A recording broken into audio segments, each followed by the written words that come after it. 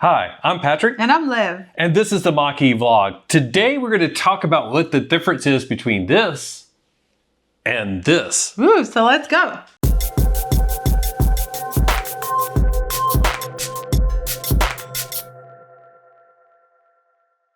Up until a couple months ago, there was really only one adapter that you needed if you have a CCS vehicle to use a Tesla device. And that is this. This is a Tesla destination adapter. And this allows you to use a Tesla level 2 charger, which is what you find at people's homes or hotels or shopping areas and things like that. And you can use this adapter to plug in your CCS vehicle. Not to be confused with the big honking new one. So this is the Tesla NACS adapter. And this is the one that you want if you can, so you can charge at a Tesla Supercharger.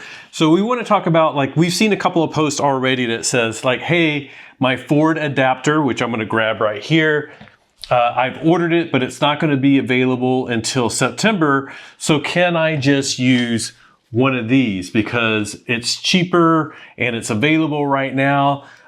These other adapters are also available now, but the ship times are sometimes up to like a month. But they don't do the same thing. And you can sort of see, like, side by side. These are both from Lectron. So you can sort of see, like, the sizing is different, the design is different.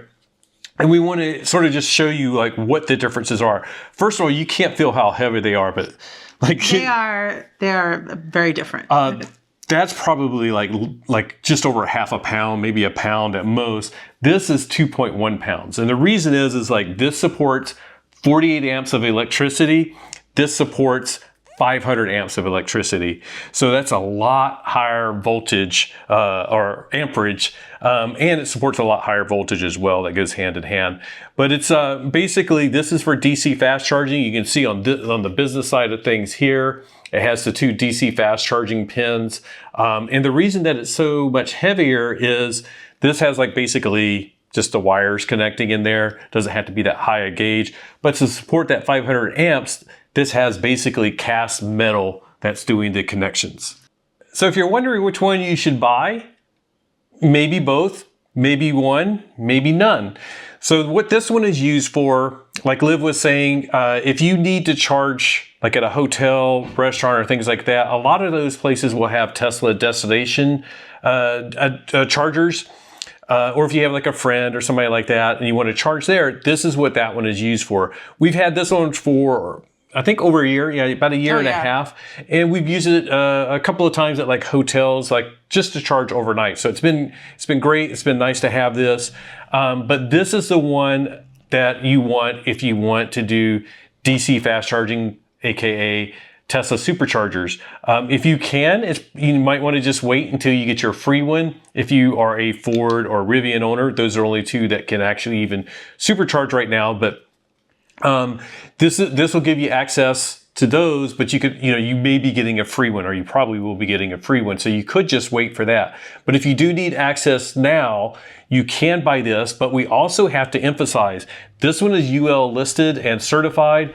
This one is not. And the reason for that is UL 2252, which is the certification process for these high-powered supercharger adapters, has not been completed yet. They're still working on that process.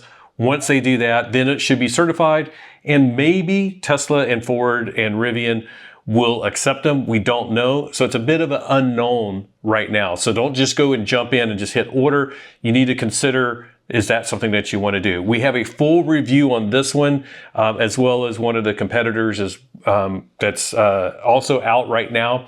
But if you need access, this is an option for you. But just don't order this and plug it into a supercharger, and then don't order this and plug it into a Tesla destination charger. So they won't work. A lot of people have asked, will they eventually come out with one that's combined that will do both?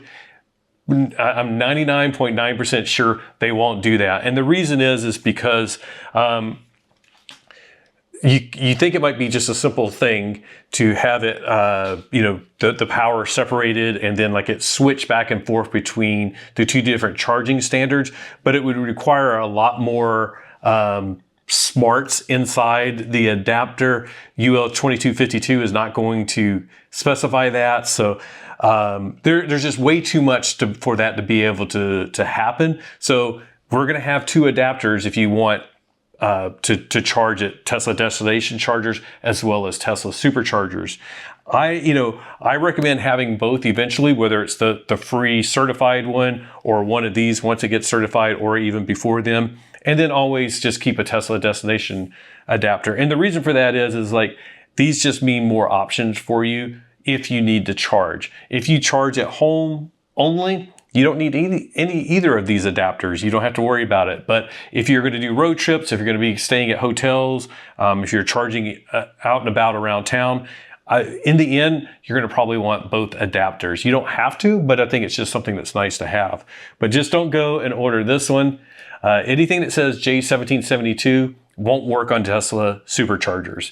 And the only two Tesla supercharger adapters, there's one from Lectron. We'll go ahead and say the competitor. It's the A2Z adapter. Those are available now.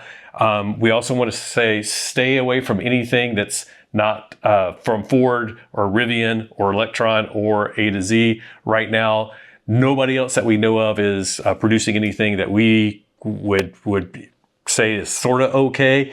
Or that we would even try. Yeah. Like in our other videos, we've said that these adapters are not yet approved by Ford or Tesla, but we're willing to try them, and you have to make that decision yourself. But like Patrick said, there's some stuff out there that I wouldn't even be willing to have in the house. There's some actually dangerous stuff that's going to be hitting the market just from some company you've never heard of. We've had good success with Lectron for the past year and a half, close to 2 years. So we felt like we trusted that brand. We've heard so many other people had good success with them. They've sold a ton of these, and they have other adapters. They have chargers. They know charging. Same thing with A2Z. We don't have that adapter with us. We actually lent it to a friend that's using it this weekend. But the same thing. It's like reputable companies that you can trust. My main thing is like when you're dealing with charging for your car, don't skimp. Don't buy the cheapest charger that you can buy. Don't buy the cheapest adapter that you can buy. You have a nice, beautiful car. You have an expensive home. You don't want to like risk some of these things by skimping on the thing that's charging it. So that's the key thing to remember. This one is for the superchargers. There's two A2Z. There's Lectron. And then there's the 4 Tesla ones that you're going to be getting for free, or Rivian. And then there's these types that are the destinations. Yeah, and so these are both Lectron products. There is also an A2Z destination charger adapter. Yes. Which hopefully we'll try as well. But ultimately, in case there's any confusion, you do not need any adapters to be able to have your EV. If you have a CCS vehicle, you can still charge at home and hopefully with a safe system that you've had carefully installed by a licensed electrician. Or if you need to charge out of the home, you can still do that at Electrify America, EVgo, ChargePoint, whatever it is, right? You do not need any of these adapters. If you want to utilize Tesla Superchargers, then you will need to use this adapter. If you want to utilize Tesla destination chargers, you will need to use this little adapter.